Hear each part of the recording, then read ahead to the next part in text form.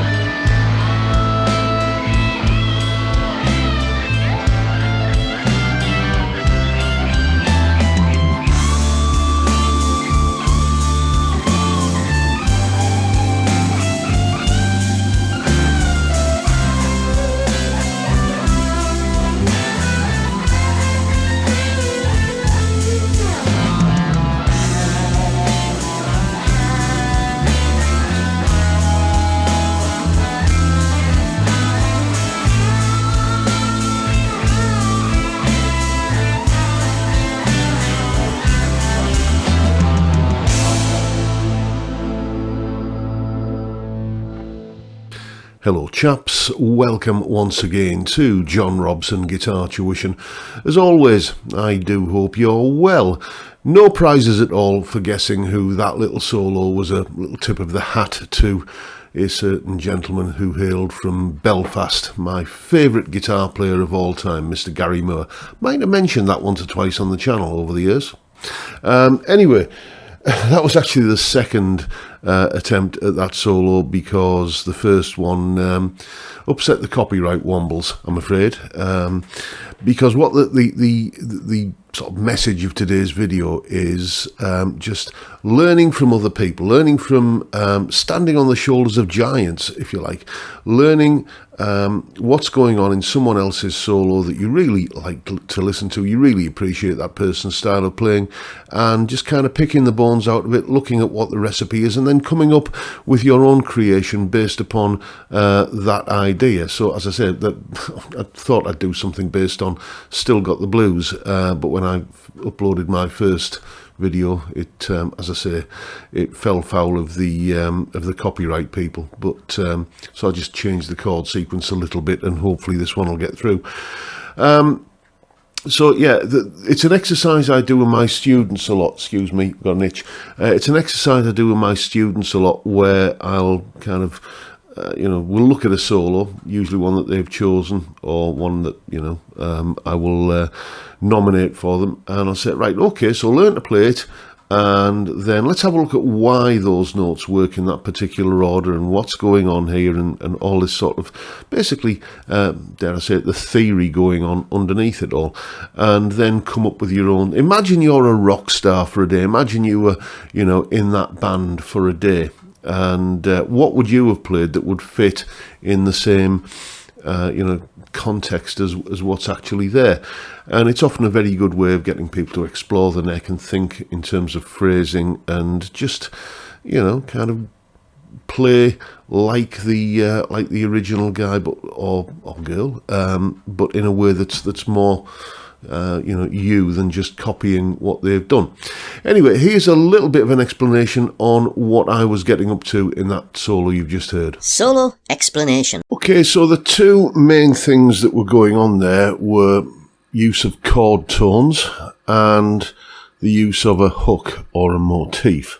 The chord sequence is in A minor. Basically, it starts on a D minor chord, then goes to an F over G, which you can think of that as being a G 11th chord. Think of it as a G7 wearing a fancy suit, to a C major 7, to an F major 7, then you can think of it as either a B minor 7 flat 5, or I prefer to think of it as just a D minor again, but with a B bass note,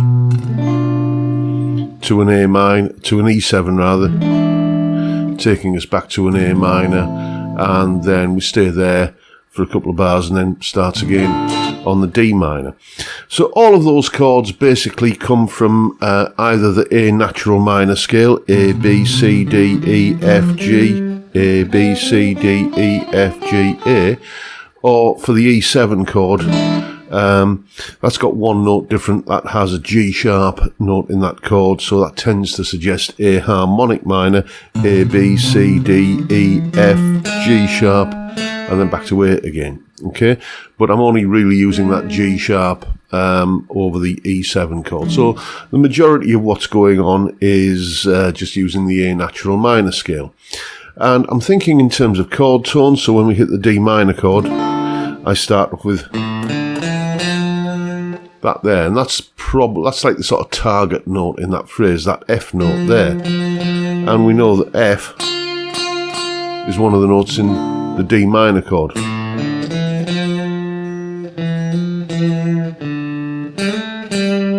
And then by the time we hit that G11 chord, or F over G, I'm hitting the G note there. Then I go,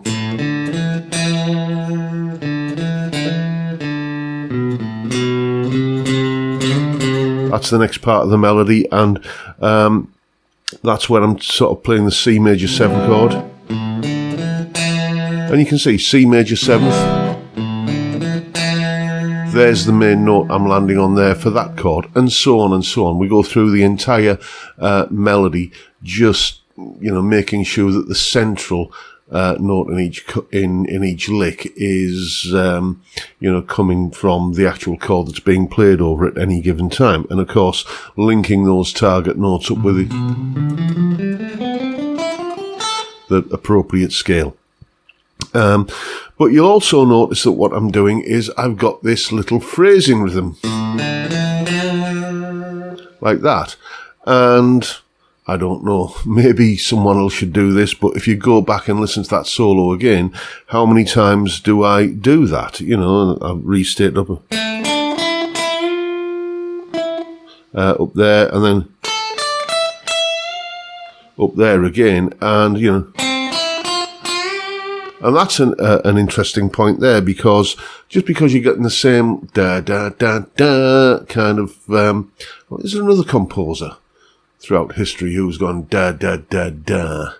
Yeah, yeah. You steal from where you want to steal from, basically. But that fella. But that same little motif that I started off with here, you can hear I'm using it again here in this phrase. It's different notes entirely, but it's still got the same hummable contour to it. And if you put enough of those in, as I think it was last week I did a video on this, then you end up making something sound memorable and catchy. And of course you can do what I did there in that solo, which is you just fancy going off on a little bit of a flight of fancy, and if you've got the chops to do it, maybe some twiddlies, something. All that kind of stuff. Need a bit more gain on to do that correctly, but throw a few of those in. But did you notice right at the end for the last I think 8 bars,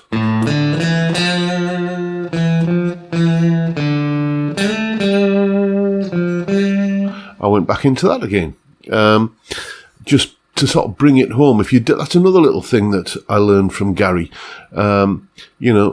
Whatever motif, whatever hook, whatever opening gambit you have to begin a solo with, go back to it at the end, and it really does make everything sound like it's gone full circle, and it's complete in a way.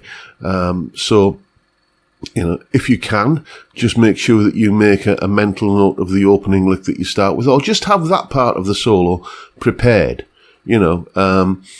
Many guitar solos are a mixture of, some prepared content that's worked out in advance, and, a degree of improvisation in between the sort of, the stepping stones, the landmarks that you've given yourself in the solo. I mean, take a listen to Mark Knopfler. He's a master of doing that. The live version of the Tunnel of Love solo, for example, from Alchemy, and then go back and compare that to the, to the studio version. So, have that little, that intro piece, that opening gambit, that motif figured out, and just know, when it's time to go back into it. And it really does give a sort of, a wholeness, a completeness to the solo. But make sure you know what notes are in the chords that you're playing over. I've done videos on that. If you want another one about, chord notes and how to figure them out, then just let me know in the comments. But, make sure you know what notes are in your underlying chords. Make sure you can hear the chord changes as well. Maybe, you need to back off a little bit and play a little bit less and listen a little bit more to keep track of the chord changes. That's something that many people often neglect to do. And, have that recognizable little shape, that recognizable little motif, a hook that you can go to with, a bunch of different notes depending upon where you are in the chord sequence. Different notes will be applicable because there'll be different chords, Could be that, or it could be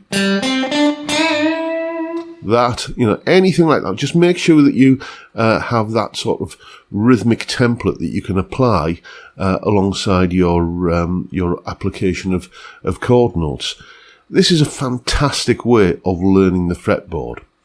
If you just try and memorize a map of the neck, that famous Mel Bay wall chart that we've all seen, it doesn't really go in. But if you kind of think, well, okay, today I need to find an F note because it's going to coincide with that chord that I'm going to be landing on, and you meticulously figure out that there's an F note there, and then you land on it, it makes you sound good. And, providing you do it at the right time. And if that's the case, if you've kind of put in a little bit of effort to find where that particular note is, and then that effort is rewarded, then that's the kind of thing that makes the information stick, and you just then will know forevermore that note is what it is, in this case an F. So there you go. That's the kind of thing that I would advise you to do in terms of picking apart someone else's solo. Try and get under the skin of it and,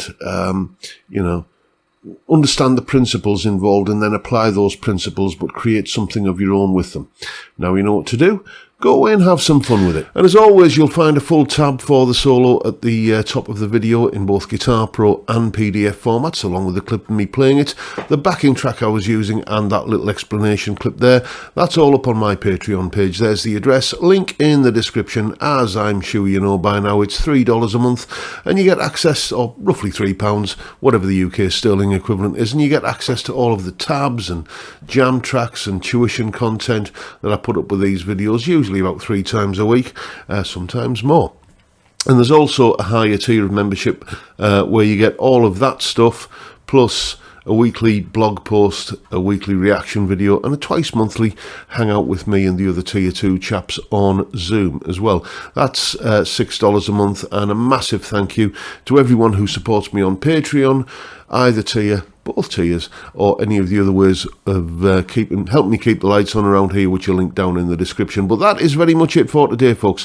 Hope you enjoyed the video and found it useful and informative, and maybe even entertaining as well. And if that's the case, please hit the subscribe button and the notification bell if you haven't already done so. And why not drop me a like as well while you're at it? And don't forget the live stream, of course, every Friday, 5 PM UK time. We drink beer and talk about stuff. What a great way to kick off the weekend.